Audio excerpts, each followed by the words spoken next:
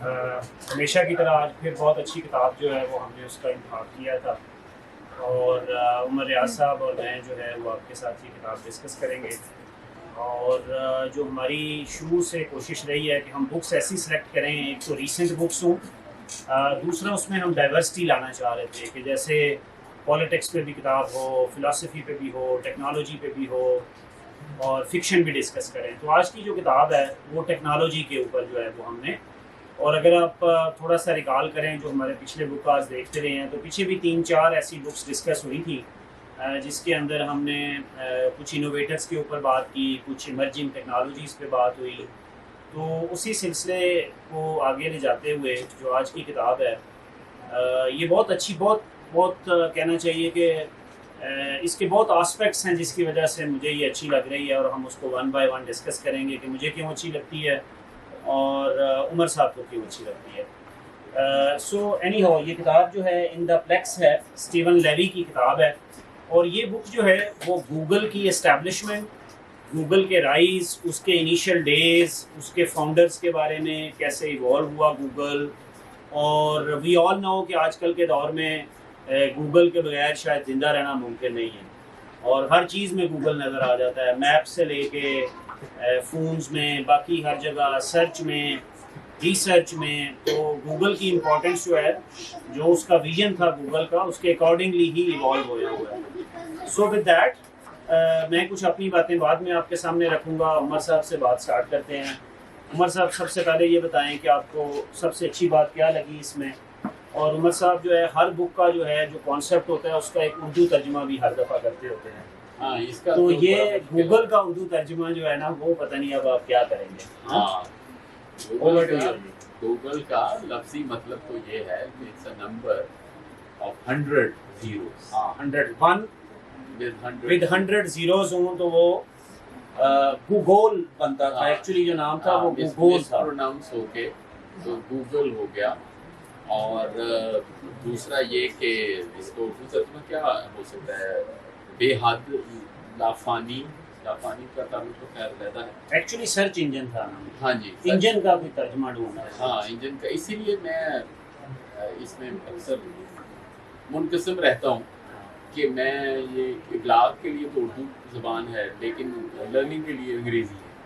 तो अब खैर हम इसमें फंसे हुए हैं। लेकिन उसमें सबसे ज़्यादा जो मैंने अपनी तरफ से ये किताब देखी वो ये था कि हम हमारी ज़िंदगियों में अब हवा, पानी और खुराक के साथ अब इंटरनेट जो है वो एक लाज़िमी मौज़ू है।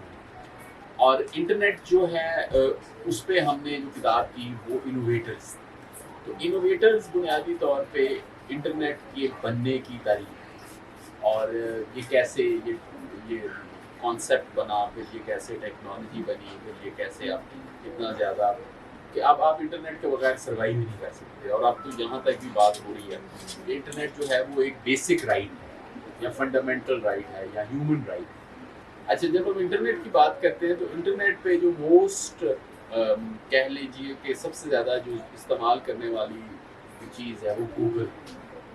बाकी उसके बाद फेसबुक भी है, यूट्यूब भी है, लेकिन जो बुनियादी इंटरनेट है जिसने सारी दुनिया को बांध के रखा है वो गूगल के जरिए। तो अगर आपको किसी भी चीज़ के बारे में कोई भी चीज़ ढूंढनी है तो आप उसको Google as a verb Google करते हैं। अगर आपने कहीं जाना है तो आप गूगल मैप का इस्तेमाल करते हैं। उसके अलावा गूगल की मेल है जो ज़्यादातर अब ईमेल में इस्तेमाल हो रही है। उसके अलावा बहुत सारे फीचर्स हैं। गूगल अर्थ है, एडवांस में गूगल क्लास भी आया, ये जो ड्राइव है उसकी डेटा के लिए वो है। तो ये बहुत ही ज़्यादा इंटरनेट के पॉइंट ऑफ व्यू से गूगल और इंटरनेट अब लाज़िम मलज़ूम है। और इंटरनेट और इंसानी ज़िंदगी लाज़िम मलज़ूम है, तो इसलिए गूगल और आज की ज़िंदगी लाज़िम मलज़ूम है इनसे। ये वजह है ये जानने की कि हम ये देखें कि ये गूगल क्या फिनोमेना है और ये कैसे हुआ। सो ये इसमें जो है ना, जैसे मैं कह रहा था बहुत सारी अच्छी बातें हैं। जो मुझे इसकी एक अच्छी बात लगी वो ये थी कि ये इन दोनों की जो बर्थ ईयर है वो 1973 के अराउंड है। लैरी पेज और सर्गी ब्रिन जो है, सेग्री नाम है, सर्गेट ब्रिन जो है। सो इन दोनों की डेट ऑफ ईयर जो है, बर्थ ऑफ ईयर जो है अराउंड 1973 है। सो ये 1995 में दोनों स्टैनफोर्ड पहुंचते हैं, और लैरी पेज जो है वो उस वक्त प्रोबेबली अंडरग्रेड में था, और सर्गी ब्रेन जो है वो पीएचडी में एनरोल था। तो मुझे एक अच्छी बात इनकी जो लगती है कि 1973 से 95 22 साल के दो लड़के हैं जो इस पे काम स्टार्ट करते हैं, और वो उस वक्त ये विजन रखते हैं कि we want to build something, कोई ऐसी चीज़ बनाएंगे जो पूरी दुनिया तक पहुंचेगी। तो मुझे एक तो उस एज के हवाले से वो प्रॉमिस, वो इंस्पिरेशन, वो बड़ी फैसिनेटिंग लगती है। One second, what they thought no one was thinking at that time. So जो उसका कॉन्टेक्स्ट है वो ये था कि हमने वो टाइम नहीं देखा सब ने, फॉर्चुनेटली, कि जब इंटरनेट आ गया, वेब पेज बनने स्टार्ट हो गए, तो उसके ऊपर कुछ भी सर्च करना जो है ना वो बहुत बड़ा नाइटमेयर होता था। तो नाइटमेयर ये होता था कि जब लोग उसको सर्च करते थे तो इररेलेवेंट इन्फॉर्मेशन निकल आती थी। हो सकता है जो रेलिवेंट चीज़ है वो कोई 1000 नीचे रिजल्ट्स के बाद नज़र आए। तो उन्होंने कहा भाई ये तो काम नहीं चलेगा। तो दिस वाज द बिगिनिंग। उन्होंने पहले कुछ और काम कर रहे थे, but they just wanted to, उन्होंने टर्म एक बड़ी अच्छी यूज़ करते हैं कि वो इंटरनेट में चाहते थे कि उनका जो प्रोग्राम हो वो क्रॉलिंग करे, कि वो इंटरनेट पे जितनी वेब्स बनी हुई हैं उनको जाके क्रॉल करे और देखे कि क्या क्या बना हुआ है और वहाँ से इंफॉर्मेशन लेके आए।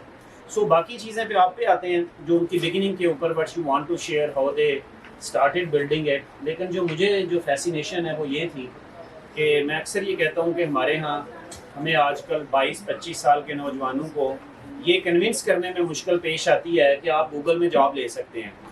सो हम जो एटम कैम्प में कोर्सेज करवाने जा रहे हैं, हम चाहते हैं लोगों की गूगल फेसबुक में जॉब हो, और लोग कहते हैं अच्छा हो जाएगी।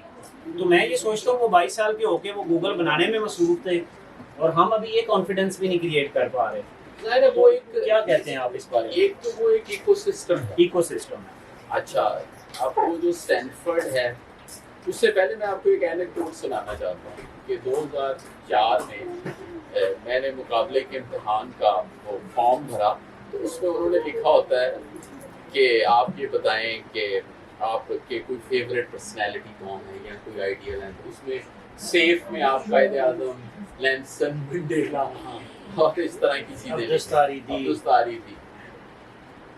खवातीन के नाम कम आते हैं। हाँ, मदर टेरेसा एक ज़माने में शायद।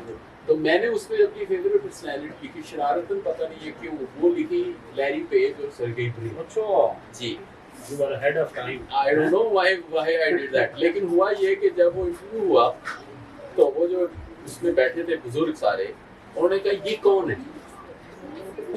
अच्छा, तो मैंने उनको बताया कि ये गूगल के फाउंडर। उनका गूगल क्या है? हाँ, नहीं एक दो नहीं, एक उन्होंने कहा गूगल क्या चीज। ये 2004 की बात, ये 4 की बात है और 5 की। तो उन्होंने आगे से उनके किसी साथी ने कहा कि गूगल पे आप चीजें ढूंढ लेंगे।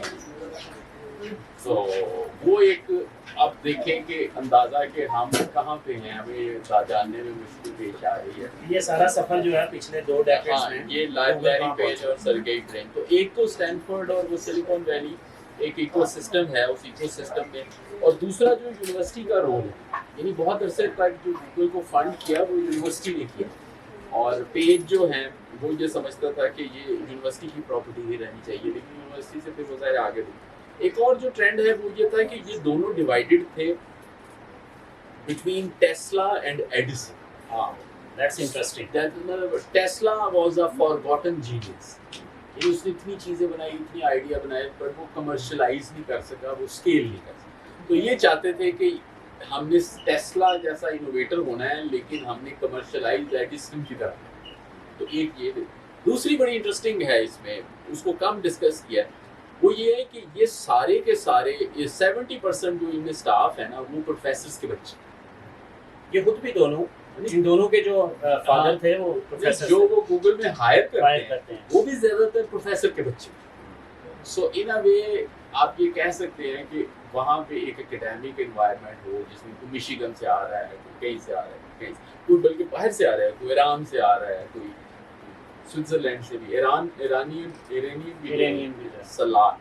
तो एक इनका ये कल्चर था। और फिर तीसरी बात ये थी कि इनको ज़्यादा दिलचस्पी ये थी कि इंटेलेक्चुअल परस्यूट से ज़्यादा कि कोई चीज़ बनती हुई नज़र आए।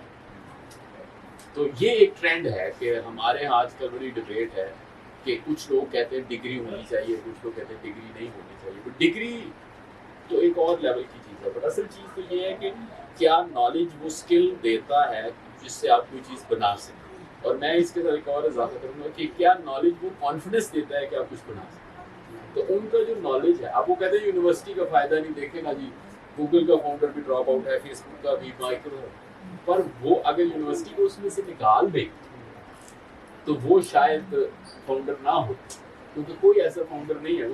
वो लॉजिक उल्टा करने के बाद वो कहते हैं अच्छा यूनिवर्सिटी ड्रॉप आउट। क्वेश्चन ये कि वो यूनिवर्सिटी गए तो सही, एक दूसरे को यूनिवर्सिटी में मिले। वो जो सारे सिलिकॉन वैली है वो यूनिवर्सिटी से ही बनी हुई है, ठीक है। और फिर चौथी चीज़ ये थी कि वो प्रॉब्लम सॉल्विंग की जो टेक्निक है, वो प्रॉब्लम सॉल्विंग में दिलचस्पी रखती है। पांचवी चीज़ जो है वो फिर इंजीनियर्स का रोल है। Google is basically an engineering, ये इंजीनियरिंग के सोल्यूशन करते रहते हैं। और अगर उसके सफ़र पे जाएं वो तो एक लंबी तफसील है, लेकिन उसके जो फेमिलियर माइलस्टोन्स हैं वो ये हैं कि हर कंपनी की तरह इन्होंने ये नहीं सोचा कि हम पैसे कैसे कमाएं, इन्होंने बहुत बाद में सोचा। हमारे यहाँ हम इसको अपने आप से कंपेयर किया ना, हम अगर एक वेंचर करते हैं तो पहले कहते हैं पैसे कैसे कमाएं। वो पहले प्रोडक्ट बिल्ड करने में इंटरेस्टेड थे कि ज़्यादा एक प्रॉब्लम को सॉल्व करें। एक प्रॉब्लम ये है कि दुनिया में इतनी इंटरनेट साइट्स बन चुकी हैं, उनकी कैटलॉगिंग नहीं हो रही। उसके जो उन्होंने बताया ना, जो आपने कहा क्रॉलिंग, उसके 4 स्टेप्स हैं। एक क्रॉलिंग है, एक इंडेक्सिंग है, एक सर्चिंग है और एक रेलेवेंस को बनाना है। बिल्कुल वो आर्टिफिशियल इंटेलिजेंस का हाँ वो बाद में आई। तो उनका एक जो थीम ये था कि उनको वो ये हर कंपनी की तरह उन्होंने काफ़ी साल तक कोई पैसे नहीं बनाए, लेकिन इसके साथ साथ लोग उनको मिल भी गए। मतलब एक बंदे ने जाते हुए, उसका नाम भूल गया हूँ, उसने जाते हुए सुबह सुबह उनको $1 लाख का चेक दिया, पहला चेक उनको जो मिला 1 लाख। किसी ने 1 मिलियन का दे दिया, लेकिन अभी तक कंपनी तो नहीं चल रही, कंपनी तो 4-5 साल नहीं चली। फिर इन्होंने जब यूट्यूब को बाय किया तो यूट्यूब 2-3 साल नहीं चली, लेकिन उस आइडिया में इतनी जान थी, या उस आइडिया का या कहीं टाइम आ चुका था कि वो गूगल जो है वो चलना शुरू हो गया, और वो जो चल रही है वो फिर रुकी ही नहीं। सो इसमें जो उनका जो बहुत बड़ा काम था, कुछ सर्च इंजन बने हुए थे पहले, वो इतने अच्छे नहीं थे, और दूसरा उसके अंदर जो है वो आर्टिफिशियल इंटेलिजेंस का कंपोनेंट नहीं था, जिसको आज हम आर्टिफिशियल इंटेलिजेंस कह रहे हैं।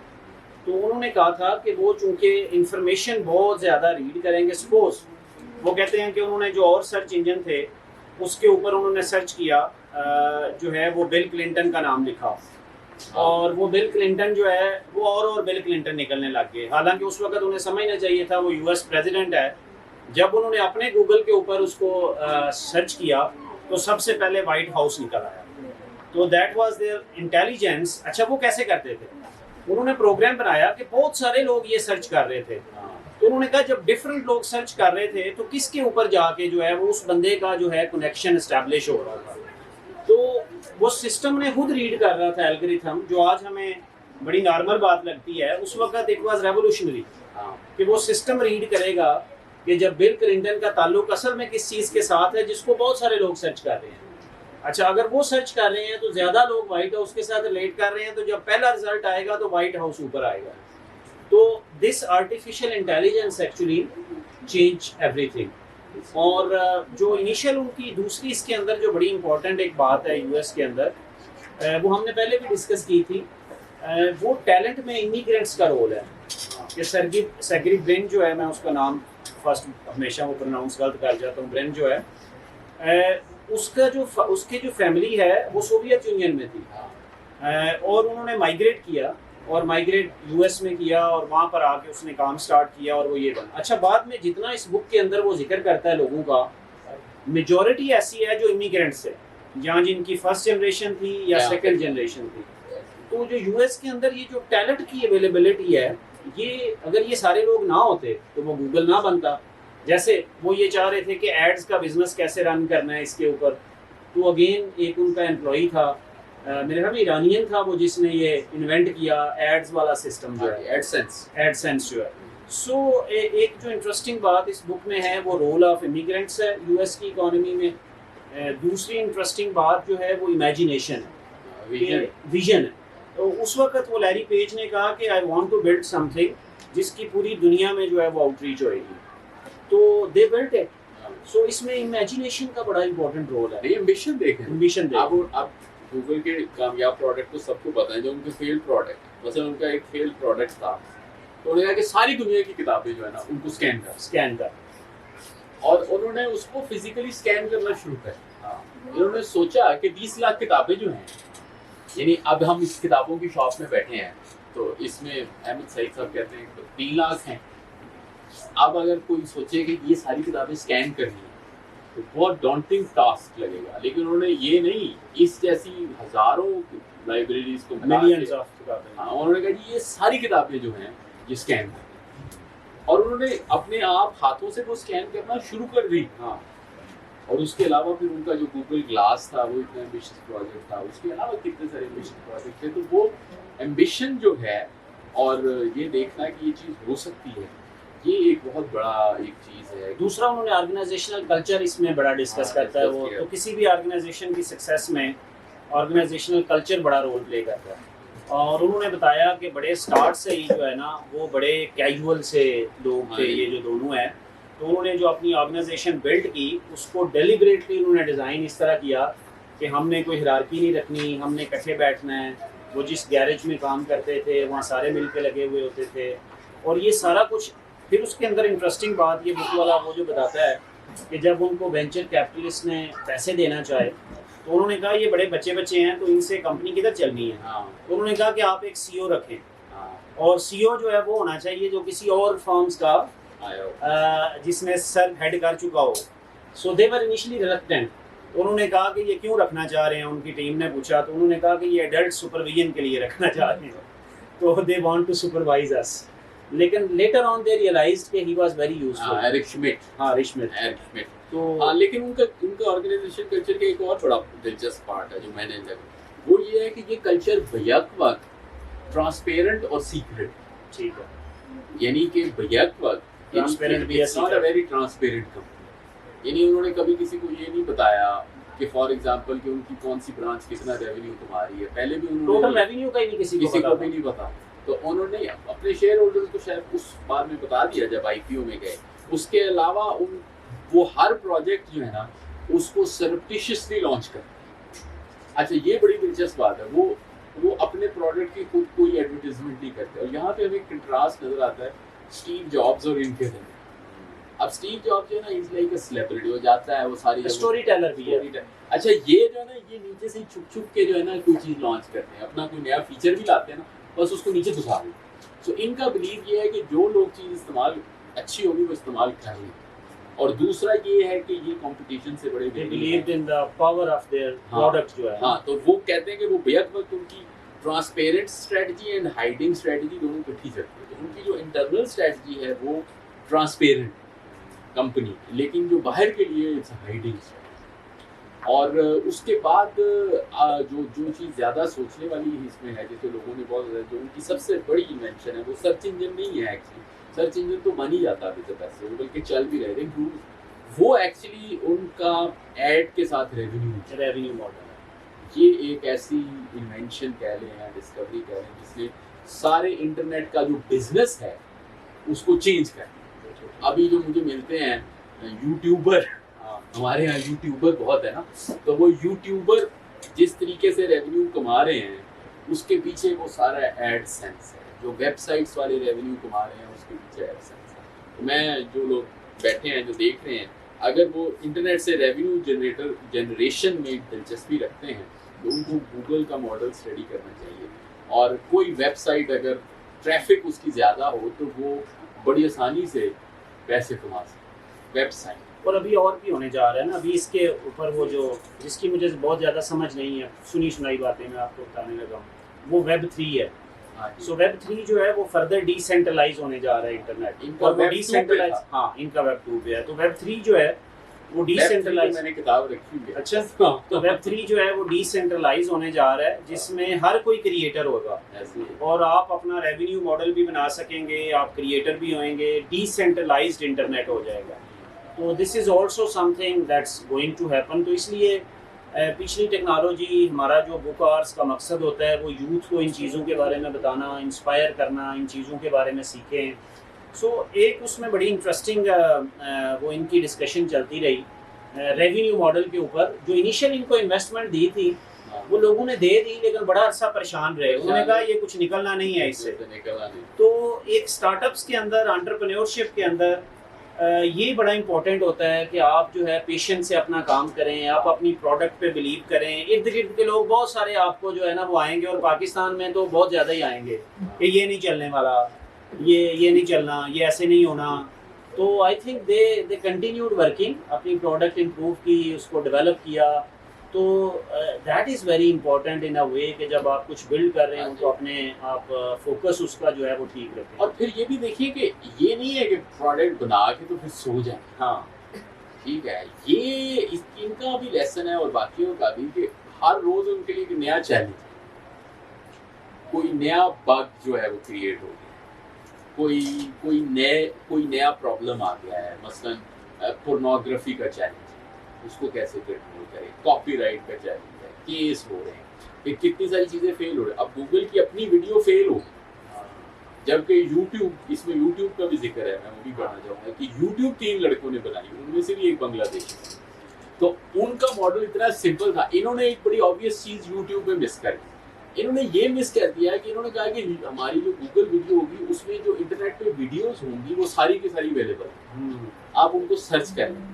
जिसने यूट्यूब बनाई उसने एक्चुअली उसमें ये ऑप्शन रखा कि आप वीडियो अपलोड कर सकते। तो ये पॉइंट ये मिस कर गए कि एक्चुअली लोगों को ज्यादा दिलचस्पी अपनी वीडियो अपलोड करने से है, ना कि दूसरों की वीडियो देखने। बिल्कुल ठीक है।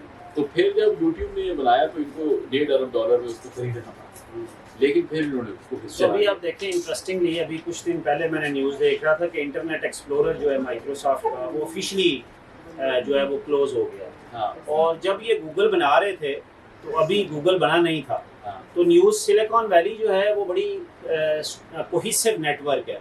जब भी कोई चीज़ वहाँ डेवलप होने लगती है तो पूरे बे एरिया में पता चल जाता है कि कुछ ना कुछ हो रहा है। सो बिल गेट्स से उस वक्त किसी ने पूछा कि what keeps you awake at night जो है ना, तो उसने कहा कि लोगों ने समझा कि शायद वो कहेगा एप्पल, तो उसने कहा नहीं एप्पल।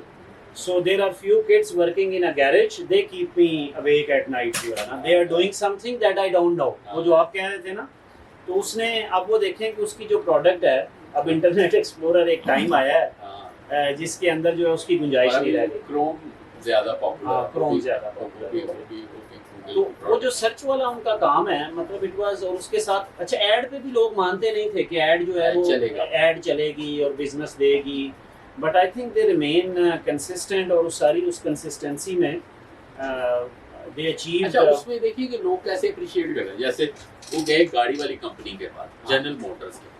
अब वो जनरल मोटर या फोर्ड, वो उनको कह रहे हैं कि इंटरनेट से तो कोई बंदा गाड़ी नहीं खरीदता, लोग तो गाड़ी देख के खरीदते। लेकिन जब उनको पता चला उन्हीं को कि लोग गाड़ी इंटरनेट पे खरीद रहे हैं, तो वो भी आगे सारे भी आ गए। अच्छा, जब उन्होंने न्यूयॉर्क टाइम्स को ये मॉडल समझाया तो न्यूयॉर्क टाइम्स भी आ गई। अब वो मॉडल जो है वो उन्होंने जब उनको ये बता दिया कि भाई अगर आपको फॉर एग्जांपल 1000 बंदा आपकी चीज़ को स्टडी करेगा, उनमें से 100 बंदा उस पर क्लिक करेगा, उनमें से 10 बंदा खरीदेगा, तो इतने लोग तो टीवी देख के नहीं खरीदते जितने यहाँ पे आपकी प्रोडक्ट को खरीद रहे हैं। तो यू भी, और फिर उसके बाद एक और बड़ा दिलचस्प मॉडल था, वो तो काफी टेक्निकल सी डिटेल है कि जिसमें उन्होंने ऐड को ऑक्शन किया। तो सारी जो स्लॉट्स है ना वो ऑक्शन करें। अच्छा, जो ऑक्शन पे बाय द वे, ऑक्शन पे रोल किसका आया? ऑक्शन पे बाय द वे इकोनॉमिस्ट का बड़ा रोल है, बल्कि उनका जो चीफ इकोनॉमिस्ट है वो वेरियन है, जो मेरा है बड़े वेरियन का, नहीं उससे भी पहले है। इन्होंने हायर किया उसको, जो अभी वो फेसबुक की शेरिल सैंडबर्ग, वो इकोनॉमिस्ट नहीं है, मोर लाइक मैनेजमेंट। नहीं वो नहीं थी, लेकिन उसने पता क्या किया, उसको जब इन्होंने कहा ना हमने एड्स ऑक्शन करनी है, तो वो पहले काम कर रही थी यूएस को। हाँ, वो यूएस ट्रेजरी डिपार्टमेंट में काम करती थी, वहाँ इकोनॉमिस्ट से मिलती रहती थी। तो उसने ये सुना हुआ था कि इकोनॉमिस्ट जो हैं वो ऑक्शनिंग पे काम करते हैं। तो वो लैरी समर जो है वो ट्रेजरी सेक्रेटरी था जब ये वहाँ काम करती थी। तो then she called Larry Summer, और उसने उसको कहा कि यहाँ ऑक्शनिंग के ऊपर डिस्कशन हो रही है, तो I heard these things economist discussing auctioning जो है। तो फिर लैरी समर ने उसको 2 प्रोफेसर बताए तो उन्होंने ऑक्शनिंग पे काम किया हुआ है। तो यहाँ पर एक नॉलेज स्पिल ओवर का भी रोल आता है, क्रॉस डिसिप्लिनरी आता है जो नहीं, ऑक्शनिंग पे तो उनका फॉर्मूला भी बड़ा खूबसूरत है। वो ये था कि जो टॉप बिडर है उसको सेकंड बिडर से 1% ऊपर देते।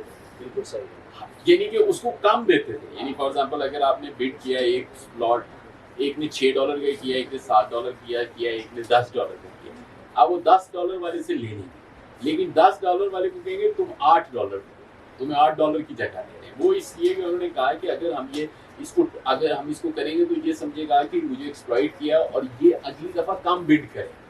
तो अगर सारे मिल के कम बिड करेंगे तो हमें रेवेन्यू नहीं आएगा। ये हमारे इतने पेपर और रूल्स वगैरह होते हैं, इसमें अगर ये सादा फार्मूला लगा देना तो लोगों को बड़ा सुकून होता है। क्योंकि लोगों को बिड में ये नुकसान होता है कि अगर आपकी सील्ड बिड हो तो आप एक ने अगर 100 बिड किया, दूसरे ने 90 बिड किया, तो 100 वाला ये समझता है कि मुझे 91 करना है, तो अगली दफा वो 91 करते हैं। तो आप उसे 100 की बजाय 91 दे दें ताकि वो अपने आप को लॉस में हो। Beautiful model. बिल्कुल। अच्छा, हम यूथ की तो बातें कर रहे थे, एक आखिरी में आपसे पूछता हूँ, फिर ऑडियंस की तरफ आते हैं। सो इसमें अगर आप देखते हैं ना तो एक बहुत बड़ा रोल जो है टीचर्स का है, स्टैनफोर्ड के टीचर्स का, जिन्होंने इनको ग्रूम किया, मेंटोर किया, गाइड किया, इनके साथ हेल्प की। तो हम जो सारे टीचर्स हैं, हम भी अपने पाकिस्तान में ऐसे बच्चों की यूनिवर्सिटी में कोई ग्रूम करते हैं, एंटरप्रेन्योर्स बने, उनको गाइड करते हैं। इसके बारे में आप क्या कहते हैं? पता नहीं, मेरा नहीं था। हाँ, शायद कुछ जगह पे करते हैं। ये एक प्रोफेसर साहब बैठे हुए हैं, इनसे पूछेंगे, मेरा ख्याल है। तो बेसिकली एंटरप्रेन्योरियल स्पेस उतनी नहीं है क्योंकि आपको हर बंदा नौकरी करना चाहता है, तो ग्रूमिंग भी नौकरी के हवाले से ही हो रही है। हाँ, लेकिन आप देखें कि वो सारा कुछ वो 2 प्रोफेसर्स के साथ कैसे जाके कनेक्ट होता था, जो हर ट्रबल में उनको हेल्प करते थे। आए हैं अभी जैसे बहुत सारे ये जो स्पेसेस हैं, ये जो छोटे-छोटे रेस्टोरेंट्स हैं यूनिवर्सिटी से, लेकिन ज़्यादा थोड़ा सा ऑडियंस से मेरे में डिस्कशन स्टार्ट करते हैं, फिर और कुछ बातें भी इसमें निकल आएंगी। जी, any question, any comment? Next Google क्या बनेगा पाकिस्तान से, जो है कोई कौन बनाएगा? हम ना बनाएंगे अच्छा, गूगल का चाइनीज वर्जन भी है, बाइटो। हाँ, वो भी है। अच्छा, उन्होंने भी उसका बड़ा इलाज निकाला। उन्होंने तो सारी लोकल लैंग्वेजेस में गूगल निकाला। हाँ, अभी गूगल उर्दू में भी और पता नहीं 100-300 ज़बान, तो वो बड़ा आसान डॉक्टर साहब बताएं ना जी, आप बताएं ज़रा, हमारे यूनिवर्सिटी के बच्चे जब अंडरग्रेड पीएचडी कर रहे होते हैं वो क्या सोचते हैं? इसमें बड़ा अच्छी एक छोटी सी ट्वीट थी कि यूके मॉडल में जो ग्रेजुएट्स हैं वो ब्यूरोक्रेट्स बनते हैं, यूएस ग्रेजुएट्स जो है एंटरप्रेन्योर बनते हैं, और पाकिस्तानी ग्रेजुएट्स एंटर करते हैं। ठीक है।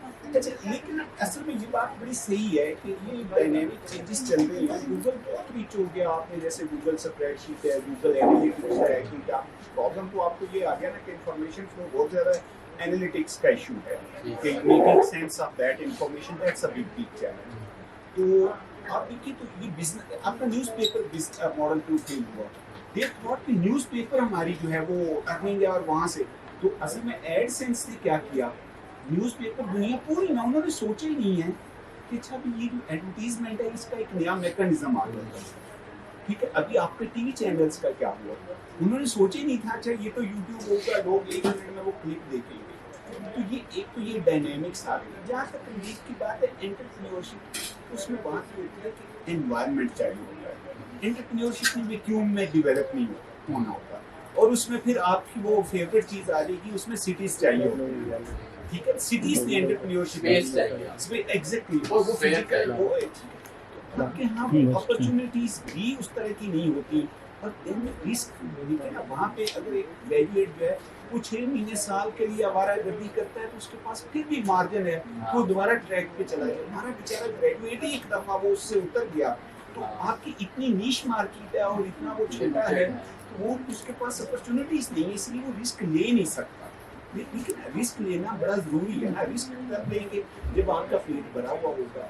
अब वो तो बेचारा यहाँ पे आपको ग्रेजुएट्स ऐसे हैं जिनके पेरेंट्स ट्रक ड्राइवर हैं, ठीक है, तो दे नीड ब्रेड, तो इसलिए थोड़ी सी फिजिकल स्पेस और ये सारी चीजें, उनका भी 1% 0.5% लोग जो है वो इस तरफ जाते हैं, बाकी लोग तो रूटीन की उसी में चलते हैं। सोशल इंश्योरेंस सिस्टम जो होता है ना, वो बड़ा इंपॉर्टेंट होता है। सोशल इंश्योरेंस में ये होता है कि जैसे मतलब ओल्ड एज बेनिफिट्स हैं, एक्सीडेंट्स हैं, डैमेजेस हैं, तो एटलीस्ट कहीं ना कहीं स्टेट मौजूद होती है।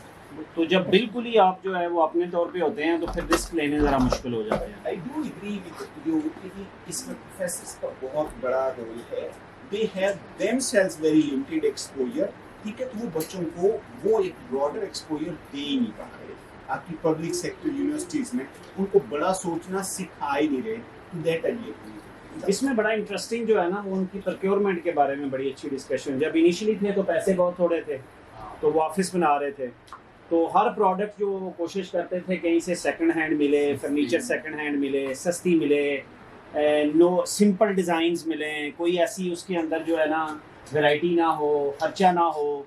और वो उस वक्त लैरी पेज और ब्रेन जो हैं वो बहुत बड़ी बड़ी प्रोडक्ट्स बनाने में मसरूफ़ थे, लेकिन हर चीज़ की परचेज़ देखते थे कि ये कितने की हुई है, और हर परचेज़ पे अपने वो प्रोक्योरमेंट वाले को कहते थे कि इससे भी सस्ती लेके आओ। तो वो जो जिसको जो है ना ज़रा थोड़ा सा Pakistani style of building businesses जो है वो ज़रा कम था उनका। तो जहाँ हमारे यहाँ छोटे से कंपनी को बन जाती है, पिछले दिनों किसी ने एक फ़ोटो लगाई हुई थी, गुजरांवाला के 2 बिज़नेस ग्रुप्स हैं, उनकी कोई आपस में उनके बेटे और बेटी की शादी हुई है और जो वहाँ पर जो है अखराजात हो रहे थे। तो आई थिंक ये कोई वहाँ इसकी भी कमी है ऐसी चीज़ों की। तो they were more focused on gearing their money and investment into the things to build the future instead of show off करने के लिए जो है ना वो उस वक्त स्टार्ट कर देते हैं। That's interesting. हाँ, वो असल में एंटरप्रेन्योरियल के साथ एक मैनेजरियल भी होता है ना। हाँ, अभी कल मेरी एक जगह पे डिस्कशन हो रही थी कि कुछ बिजनेसेस पे बात हुई कि वो एक्सपेंड क्यों नहीं करते। मैंने कहा ये एक्सपेंड इसलिए नहीं करते कि जब इनका बेटा बड़ा होगा ना तो वो उसके लिए नई एंटरप्राइज होगी, क्योंकि वो सारी जो एक्सपेंशन है ना वो फैमिली में होती है। कभी ऐसे एक्सपेंशन नहीं होती कि मैनेजरियली आप एक्सपेंड। आपने अगर एक शॉप खोल ली है तो उसको खुद बैठना, दूसरे में एक बेटे को बनाना, तीसरे को सीधे को बनाना है। जब तक वो आपकी फैमिली साइज उस हिसाब से नहीं बढ़ता ना, तो बिजनेस नहीं बढ़ता। तो एक इंटरेस्टिंग उनको डायलेमा आया इसमें जब बना रहे थे, वो ये था कि जब वो सर्च करेंगे तो लोगों की पर्सनल इंफॉर्मेशन निकल आया करेगी। तो इसके ऊपर बड़ी डिस्कशन हुई। उन्होंने क्या गूगल को जो है ये चीज़ मॉडरेट करनी चाहिए कि कौन सी इन्फॉर्मेशन किसी की निकले, कौन सी ना निकले। तो वहाँ पर हुआ ये कि जो उन्होंने गूगल का वो CEO हायर किया हुआ था, उसके किसी पुराने कोई अफेयर की कोई ख़बर थी किसी जगह जो है ना, कोई समथिंग लाइक दैट। तो वो जब गूगल पे उसका नाम उन्होंने सर्च किया तो सबसे पहले उसकी वो वाली ख़बर निकल आई। तो व्हाट ही वांटेड कि ये ना निकले तो उसके बाद वो सारी कंपनी में डिस्कशन हुई, do we really need to do it. लेकिन उसका उन्हें फ़ायदा ये हुआ कि जब वो एक्सपेंड कर रहे थे तो और लोगों के पास गए, तो लोगों ने कहा कि आप हमारी ये इन्फॉर्मेशन भी नहीं आएगी, ये भी नहीं आएगी। तो उसने कहा मेरी अपनी भी आ रही है। तो this is how they established, this is a fair system. तो इसके अंदर जो सिस्टम है वो कोई मैनिपुलेट नहीं कर रहा इन्फॉर्मेशन। तो जो आपके बारे में इन्फॉर्मेशन सबसे ज़्यादा सर्च की जा रही है, किसी भी आपके नाम के साथ कनेक्टेड है, तो वो इन्फॉर्मेशन सबसे टॉप पे आएगी।